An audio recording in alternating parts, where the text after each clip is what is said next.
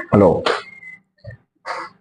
आज मैं आप लोगों को बताने वाला हूँ कि इंटीरियर डिज़ाइनिंग फील्ड में क्या कैरियर है, कैसे बच्चे एक जॉब के लिए अपनी नई अपॉर्चुनिटीज़ में ढूंढ सकते हैं, किस टाइप के कोर्सेज होते हैं जो करना चाहिए, क्या पैकेजेस कंपनियां प्रोवाइड कराती हैं इंटीरियर डिज़ाइनरों को। तो सबसे पहले हम लोगों को जानना पड़ेगा कि आफ्टर ग्रेजुएशन आप इस फील्ड में आना चाह रहे हैं या सीधे जो 12th एग्ज़ाम होते हैं उसके बाद ही आपको इंटीरियर डिज़ाइनिंग फील्ड में आना है। अगर आप 12th के बाद आते हैं तो आपको बी डेस्क या वी डिज़ाइनिंग के लिए आप जा सकते हैं, और ग्रेजुएशन के बाद आप आते हैं तो मास्टर ऑफ डिज़ाइनिंग के लिए आप जा सकते हैं, जिसको एम डेस्क कहते हैं हम लोग।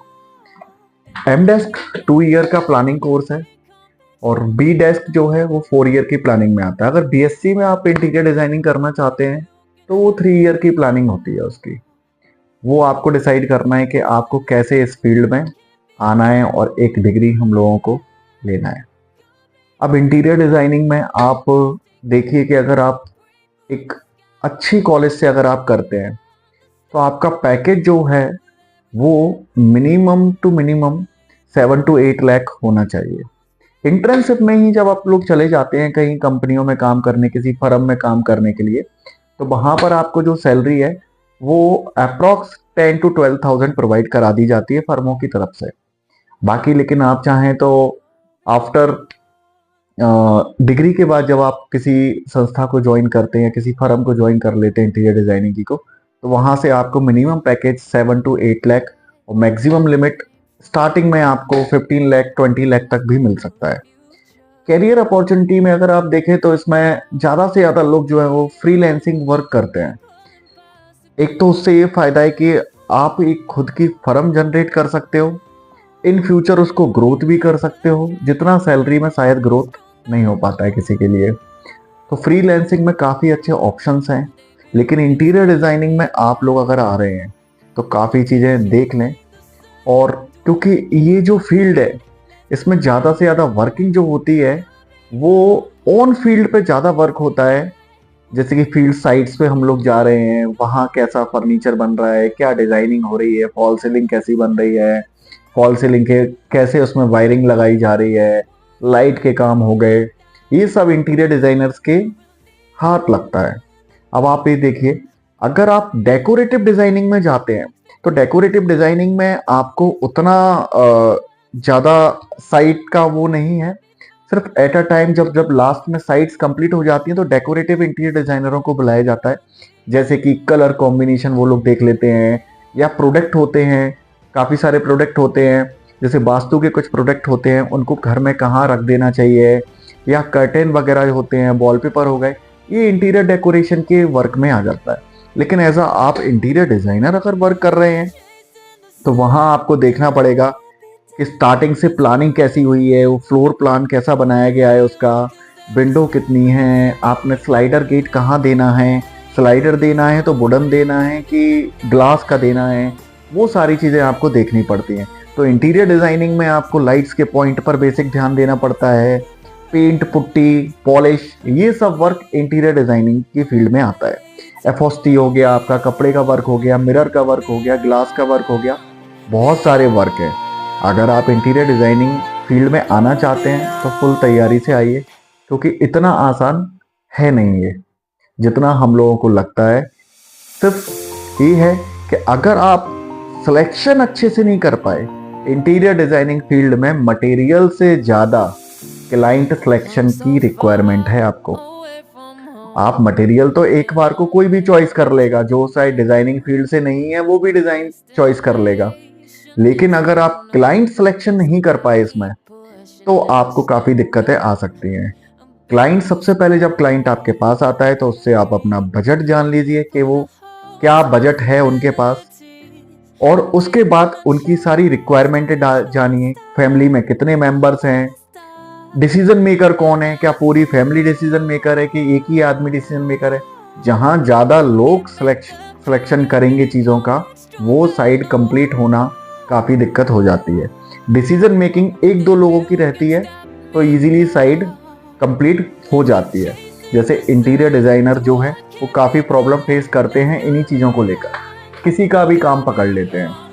अब किसी का भी आप काम पकड़ोगे और ओवर काम पकड़ लोगे, एक तो आप खुद ही कंफ्यूज हो जाओगे।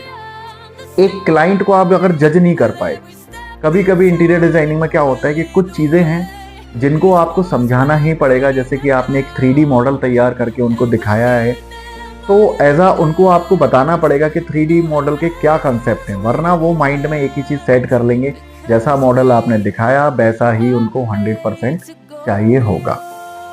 अगर आप उनको स्टार्टिंग में ये चीज़ें नहीं बताएंगे और क्लाइंट को आपको देखना पड़ेगा कि वो कहीं ऐसा तो नहीं है, क्योंकि इंटीरियर डिज़ाइनिंग में कुछ चीज़ें हैं जो कहीं ना कहीं प्रॉब्लम आती है, तो उनको उसको समझना पड़ेगा और आपको भी समझाना पड़ेगा।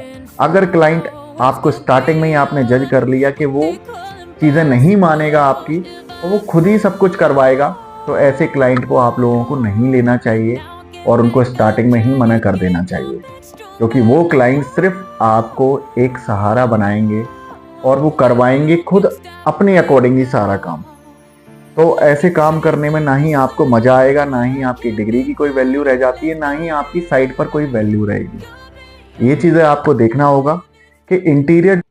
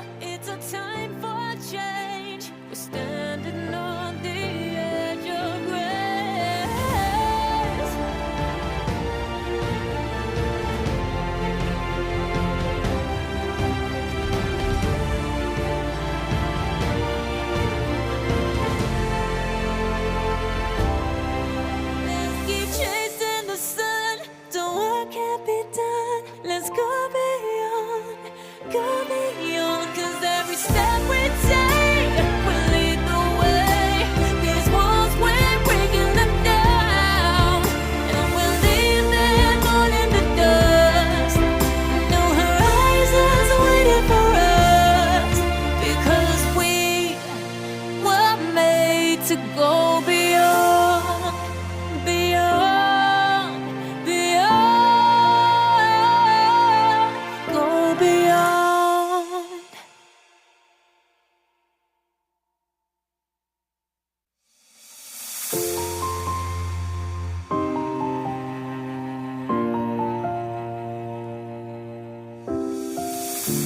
I've come so far away from home. There's no way I'm turning back now. My destination is unknown, so I keep pushing, never slow down. A big blue sky, a pocket of dreams, a head full of hopes, possibilities. I'm taking a chance to reach for the stars, for the stars. If I fall, then I'll get back up, try again, come back stronger. No walls they built can stop me now. Let's keep Hello. chasing the sun. Do what आज मैं आप लोगों को बताने वाला हूँ कि interior designing field में क्या कैरियर है, कैसे बच्चे एक जॉब के लिए अपनी नई अपॉर्चुनिटीज़ में ढूंढ सकते हैं, किस टाइप के कोर्सेज होते हैं जो करना चाहिए, क्या पैकेजेस कंपनियां प्रोवाइड कराती हैं इंटीरियर डिज़ाइनरों को। तो सबसे पहले हम लोगों को जानना पड़ेगा कि आफ्टर ग्रेजुएशन आप इस फील्ड में आना चाह रहे हैं या सीधे जो 12th एग्ज़ाम होते हैं उसके बाद ही आपको इंटीरियर डिज़ाइनिंग फील्ड में आना है। अगर आप 12th के बाद आते हैं तो आपको बी डेस्क या वी डिज़ाइनिंग के लिए आप जा सकते हैं, और ग्रेजुएशन के बाद आप आते हैं तो मास्टर ऑफ डिज़ाइनिंग के लिए आप जा सकते हैं, जिसको एम डेस्क कहते हैं हम लोग। एम डेस्क 2 ईयर का प्लानिंग कोर्स है और बी डेस्क जो है वो 4 ईयर की प्लानिंग में आता है। अगर बीएससी में आप इंटीरियर डिज़ाइनिंग करना चाहते हैं तो वो 3 ईयर की प्लानिंग होती है उसकी। वो आपको डिसाइड करना है कि आपको कैसे इस फील्ड में आना है और एक डिग्री हम लोगों को लेना है। अब इंटीरियर डिजाइनिंग में आप देखिए कि अगर आप एक अच्छी कॉलेज से अगर आप करते हैं तो आपका पैकेज जो है वो minimum to minimum 7 to 8 lakh होना चाहिए। इंटर्नशिप में ही जब आप लोग चले जाते हैं कहीं कंपनियों में काम करने, किसी फर्म में काम करने के लिए, तो वहाँ पर आपको जो सैलरी है वो अप्रॉक्स 10 to 12,000 प्रोवाइड करा दी जाती है फर्मों की तरफ से। बाकी लेकिन आप चाहें तो आफ्टर डिग्री के बाद जब आप किसी संस्था को ज्वाइन करते हैं, किसी फर्म को ज्वाइन कर लेते हैं इंटीरियर डिजाइनिंग के लिए, तो वहाँ से आपको minimum package 7 to 8 lakh, maximum limit starting में आपको 15 लाख 20 लाख तक भी मिल सकता है। कैरियर अपॉर्चुनिटी में अगर आप देखें तो इसमें ज़्यादा से ज़्यादा लोग जो है वो फ्रीलांसिंग वर्क करते हैं। एक तो उससे ये फ़ायदा है कि आप खुद की फर्म जनरेट कर सकते हो, इन फ्यूचर उसको ग्रोथ भी कर सकते हो, जितना सैलरी में शायद ग्रोथ नहीं हो पाता है किसी के लिए। तो फ्रीलांसिंग में काफ़ी अच्छे ऑप्शंस हैं, लेकिन इंटीरियर डिज़ाइनिंग में आप लोग अगर आ रहे हैं तो काफ़ी चीज़ें देख लें। और क्योंकि ये जो फील्ड है इसमें ज़्यादा से ज़्यादा वर्किंग जो होती है वो ऑन फील्ड पे ज़्यादा वर्क होता है। जैसे कि फील्ड साइट पे हम लोग जा रहे हैं, वहाँ कैसा फर्नीचर बन रहा है, क्या डिज़ाइनिंग हो रही है, फॉल सीलिंग कैसी बन रही है, फॉल सीलिंग के कैसे उसमें वायरिंग लगाई जा रही है, लाइट के काम हो गए, ये सब इंटीरियर डिज़ाइनर्स के हाथ लगता है। अब आप ये देखिए, अगर आप डेकोरेटिव डिज़ाइनिंग में जाते हैं तो डेकोरेटिव डिज़ाइनिंग में आपको उतना ज़्यादा साइट का वो नहीं है। सिर्फ एट अ टाइम जब जब लास्ट में साइट्स कंप्लीट हो जाती हैं तो डेकोरेटिव इंटीरियर डिजाइनरों को बुलाया जाता है। जैसे कि कलर कॉम्बिनेशन वो लोग देख लेते हैं, या प्रोडक्ट होते हैं, काफ़ी सारे प्रोडक्ट होते हैं, जैसे वास्तु के कुछ प्रोडक्ट होते हैं, उनको घर में कहाँ रख देना चाहिए, या कर्टेन वगैरह होते हैं, वॉलपेपर हो गए, ये इंटीरियर डेकोरेशन के वर्क में आ जाता है। लेकिन एज आप इंटीरियर डिजाइनर अगर वर्क कर रहे हैं तो वहां आपको देखना पड़ेगा कि स्टार्टिंग से प्लानिंग कैसी हुई है, वो फ्लोर प्लान कैसा बनाया गया है, उसका विंडो कितनी है, आपने स्लाइडर गेट कहाँ देना है, स्लाइडर देना है तो वुडन देना है कि ग्लास का देना है, वो सारी चीजें आपको देखनी पड़ती हैं। तो इंटीरियर डिजाइनिंग में आपको लाइट्स के पॉइंट पर बेसिक ध्यान देना पड़ता है, पेंट पुट्टी पॉलिश, ये सब वर्क इंटीरियर डिजाइनिंग की फील्ड में आता है। एफओस्टी हो गया, आपका कपड़े का वर्क हो गया, मिरर का वर्क हो गया, ग्लास का वर्क हो गया, बहुत सारे वर्क है। अगर आप इंटीरियर डिजाइनिंग फील्ड में आना चाहते हैं तो फुल तैयारी से आइए, क्योंकि इतना आसान है नहीं ये जितना हम लोगों को लगता है। सिर्फ ये है कि अगर आप सिलेक्शन अच्छे से नहीं कर पाए, इंटीरियर डिजाइनिंग फील्ड में मटेरियल से ज्यादा क्लाइंट सिलेक्शन की रिक्वायरमेंट है आपको। आप मटेरियल तो एक बार को कोई भी चॉइस कर लेगा, जो शायद डिजाइनिंग फील्ड से नहीं है वो भी डिजाइन चॉइस कर लेगा, लेकिन अगर आप क्लाइंट सिलेक्शन नहीं कर पाए इसमें तो आपको काफी दिक्कतें आ सकती हैं।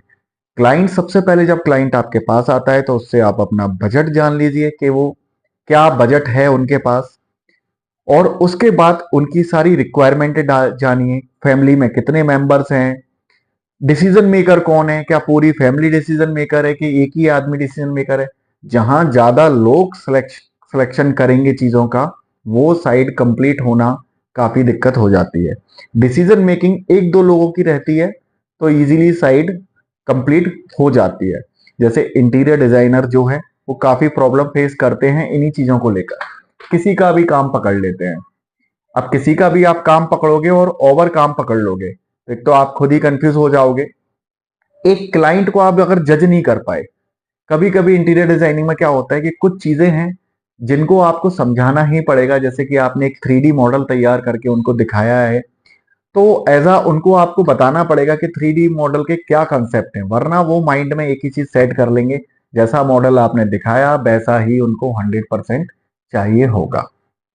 अगर आप उनको स्टार्टिंग में ये चीजें नहीं बताएंगे, और क्लाइंट को आपको देखना पड़ेगा कि वो कहीं ऐसा तो नहीं है, क्योंकि इंटीरियर डिजाइनिंग में कुछ चीजें हैं जो कहीं ना कहीं प्रॉब्लम आती आती है, तो उनको उसको समझना पड़ेगा और आपको भी समझाना पड़ेगा। अगर क्लाइंट आपको स्टार्टिंग में ही आपने जज कर लिया कि वो चीजें नहीं मानेगा आपकी और वो खुद ही सब कुछ करवाएगा, तो ऐसे क्लाइंट को आप लोगों को नहीं लेना चाहिए और उनको स्टार्टिंग में ही मना कर देना चाहिए।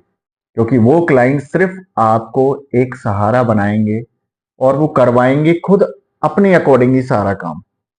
तो ऐसे काम करने में ना ही आपको मजा आएगा, ना ही आपकी डिग्री की कोई वैल्यू रह जाती है, ना ही आपकी साइट पर कोई वैल्यू रहेगी। ये चीजें आपको देखना होगा कि इंटीरियर।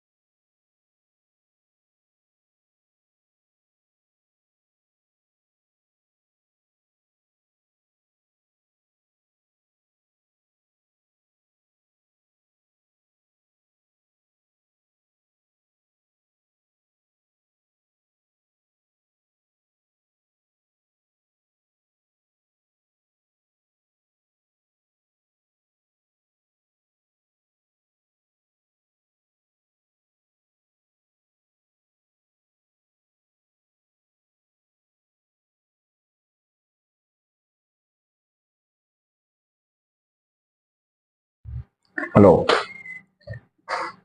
आज मैं आप लोगों को बताने वाला हूँ कि इंटीरियर डिजाइनिंग फील्ड में क्या कैरियर है, कैसे बच्चे एक जॉब के लिए अपनी नई अपॉर्चुनिटीज में ढूंढ सकते हैं, किस टाइप के कोर्सेज होते हैं जो करना चाहिए, क्या पैकेजेस कंपनियां प्रोवाइड कराती हैं इंटीरियर डिजाइनरों को। तो सबसे पहले हम लोगों को जानना पड़ेगा कि आफ्टर ग्रेजुएशन आप इस फील्ड में आना चाह रहे हैं या सीधे जो 12th एग्जाम होते हैं उसके बाद ही आपको इंटीरियर डिजाइनिंग फील्ड में आना है। अगर आप 12th के बाद आते हैं तो आपको बी डेस्क या वी डिजाइनिंग के लिए आप जा सकते हैं, और ग्रेजुएशन के बाद आप आते हैं तो मास्टर ऑफ डिजाइनिंग के लिए आप जा सकते हैं, जिसको एम डेस्क कहते हैं हम लोग। एम डेस्क 2 ईयर का प्लानिंग कोर्स है और बी डेस्क जो है वो 4 ईयर की प्लानिंग में आता है। अगर बीएससी में आप इंटीरियर डिजाइनिंग करना चाहते हैं तो वो 3 ईयर की प्लानिंग होती है उसकी। वो आपको डिसाइड करना है कि आपको कैसे इस फील्ड में आना है और एक डिग्री हम लोगों को लेना है। अब इंटीरियर डिजाइनिंग में आप देखिए कि अगर आप एक अच्छी कॉलेज से अगर आप करते हैं तो आपका पैकेज जो है वो minimum to minimum 7 to 8 lakh होना चाहिए। इंटर्नशिप में ही जब आप लोग चले जाते हैं कहीं कंपनियों में काम करने, किसी फर्म में काम करने के लिए, तो वहां पर आपको जो सैलरी है वो अप्रोक्स 10 to 12 थाउजेंड प्रोवाइड करा दी जाती है फर्मों की तरफ से। बाकी लेकिन आप चाहें तो आफ्टर डिग्री के बाद जब आप किसी संस्था को ज्वाइन करते हैं, किसी फर्म को ज्वाइन कर लेते हैं इंटीरियर डिजाइनिंग की को, तो वहां से आपको मिनिमम पैकेज 7 to 8 लाख और मैक्सिमम लिमिट स्टार्टिंग में आपको 15 लाख 20 लाख तक भी मिल सकता है। कैरियर अपॉर्चुनिटी में अगर आप देखें तो इसमें ज्यादा से ज्यादा लोग जो है वो फ्रीलैंसिंग वर्क करते हैं। एक तो उससे ये फायदा है कि आप एक खुद की फर्म जनरेट कर सकते हो, इन फ्यूचर उसको ग्रोथ भी कर सकते हो, जितना सैलरी में शायद ग्रोथ नहीं हो पाता है किसी के लिए। तो फ्रीलैंसिंग में काफी अच्छे ऑप्शंस हैं, लेकिन इंटीरियर डिजाइनिंग में आप लोग अगर आ रहे हैं तो काफी चीजें देख लें। और क्योंकि ये जो फील्ड है इसमें ज्यादा से ज्यादा वर्किंग जो होती है वो ऑन फील्ड पे ज्यादा वर्क होता है। जैसे कि फील्ड साइट्स पे हम लोग जा रहे हैं, वहां कैसा फर्नीचर बन रहा है, क्या डिजाइनिंग हो रही है, फॉल सीलिंग कैसी बन रही है, फॉल सीलिंग के कैसे उसमें वायरिंग लगाई जा रही है, लाइट के काम हो गए, ये सब इंटीरियर डिजाइनर्स के हाथ लगता है। अब आप ये देखिए, अगर आप डेकोरेटिव डिजाइनिंग में जाते हैं तो डेकोरेटिव डिजाइनिंग में आपको उतना ज्यादा साइट का वो नहीं है। सिर्फ एट अ टाइम जब जब लास्ट में साइट्स कंप्लीट हो जाती हैं तो डेकोरेटिव इंटीरियर डिजाइनरों को बुलाया जाता है। जैसे कि कलर कॉम्बिनेशन वो लोग देख लेते हैं, या प्रोडक्ट होते हैं, काफी सारे प्रोडक्ट होते हैं, जैसे वास्तु के कुछ प्रोडक्ट होते हैं, उनको घर में कहाँ रख देना चाहिए, या कर्टेन वगैरह होते हैं, वॉलपेपर हो गए, ये इंटीरियर डेकोरेशन के वर्क में आ जाता है। लेकिन एज आप इंटीरियर डिजाइनर अगर वर्क कर रहे हैं तो वहां आपको देखना पड़ेगा कि स्टार्टिंग से प्लानिंग कैसी हुई है, वो फ्लोर प्लान कैसा बनाया गया है उसका, विंडो कितनी है, आपने स्लाइडर गेट कहाँ देना है, स्लाइडर देना है तो वुडन देना है कि ग्लास का देना है, वो सारी चीजें आपको देखनी पड़ती हैं। तो इंटीरियर डिजाइनिंग में आपको लाइट्स के पॉइंट पर बेसिक ध्यान देना पड़ता है, पेंट पुट्टी पॉलिश, ये सब वर्क इंटीरियर डिजाइनिंग की फील्ड में आता है। एफओस्टी हो गया, आपका कपड़े का वर्क हो गया, मिरर का वर्क हो गया, ग्लास का वर्क हो गया, बहुत सारे वर्क है। अगर आप इंटीरियर डिजाइनिंग फील्ड में आना चाहते हैं तो फुल तैयारी से आइए, क्योंकि इतना आसान है नहीं ये जितना हम लोगों को लगता है। सिर्फ ये है कि अगर आप सिलेक्शन अच्छे से नहीं कर पाए, इंटीरियर डिजाइनिंग फील्ड में मटेरियल से ज्यादा क्लाइंट सिलेक्शन की रिक्वायरमेंट है आपको। आप मटेरियल तो एक बार को कोई भी चॉइस कर लेगा, जो शायद डिजाइनिंग फील्ड से नहीं है वो भी डिजाइन चॉइस कर लेगा, लेकिन अगर आप क्लाइंट सिलेक्शन नहीं कर पाए इसमें तो आपको काफी दिक्कतें आ सकती हैं। क्लाइंट सबसे पहले जब क्लाइंट आपके पास आता है तो उससे आप अपना बजट जान लीजिए कि वो क्या बजट है उनके पास, और उसके बाद उनकी सारी रिक्वायरमेंट जानिए, फैमिली में कितने मेंबर्स हैं, डिसीजन मेकर कौन है, क्या पूरी फैमिली डिसीजन मेकर है कि एक ही आदमी डिसीजन मेकर है। जहां ज्यादा लोग सिलेक्शन करेंगे चीजों का, वो साइड कंप्लीट होना काफी दिक्कत हो जाती है। डिसीजन मेकिंग एक दो लोगों की रहती है तो इजीली साइड कंप्लीट हो जाती है। जैसे इंटीरियर डिजाइनर जो है वो काफी प्रॉब्लम फेस करते हैं इन्हीं चीजों को लेकर, किसी का भी काम पकड़ लेते हैं। अब किसी का भी आप काम पकड़ोगे और ओवर काम पकड़ लोगे, एक तो आप खुद ही कंफ्यूज हो जाओगे। एक क्लाइंट को आप अगर जज नहीं कर पाए, कभी कभी इंटीरियर डिजाइनिंग में क्या होता है कि कुछ चीजें हैं जिनको आपको समझाना ही पड़ेगा। जैसे कि आपने एक 3D मॉडल तैयार करके उनको दिखाया है, तो ऐसा उनको आपको बताना पड़ेगा कि 3D मॉडल के क्या कंसेप्ट हैं, वरना वो माइंड में एक ही चीज सेट कर लेंगे, जैसा मॉडल आपने दिखाया वैसा ही उनको 100% चाहिए होगा। अगर आप उनको स्टार्टिंग में ये चीजें नहीं बताएंगे, और क्लाइंट को आपको देखना पड़ेगा कि वो कहीं ऐसा तो नहीं है, क्योंकि इंटीरियर डिजाइनिंग में कुछ चीजें हैं जो कहीं ना कहीं प्रॉब्लम आती आती है, तो उनको उसको समझना पड़ेगा और आपको भी समझाना पड़ेगा। अगर क्लाइंट आपको स्टार्टिंग में ही आपने जज कर लिया कि वो चीजें नहीं मानेगा आपकी और वो खुद ही सब कुछ करवाएगा, तो ऐसे क्लाइंट को आप लोगों को नहीं लेना चाहिए और उनको स्टार्टिंग में ही मना कर देना चाहिए, क्योंकि वो क्लाइंट सिर्फ आपको एक सहारा बनाएंगे और वो करवाएंगे खुद अपने अकॉर्डिंग ही सारा काम। तो ऐसे काम करने में ना ही आपको मजा आएगा, ना ही आपकी डिग्री की कोई वैल्यू रह जाती है, ना ही आपकी साइट पर कोई वैल्यू रहेगी। ये चीजें आपको देखना होगा कि इंटीरियर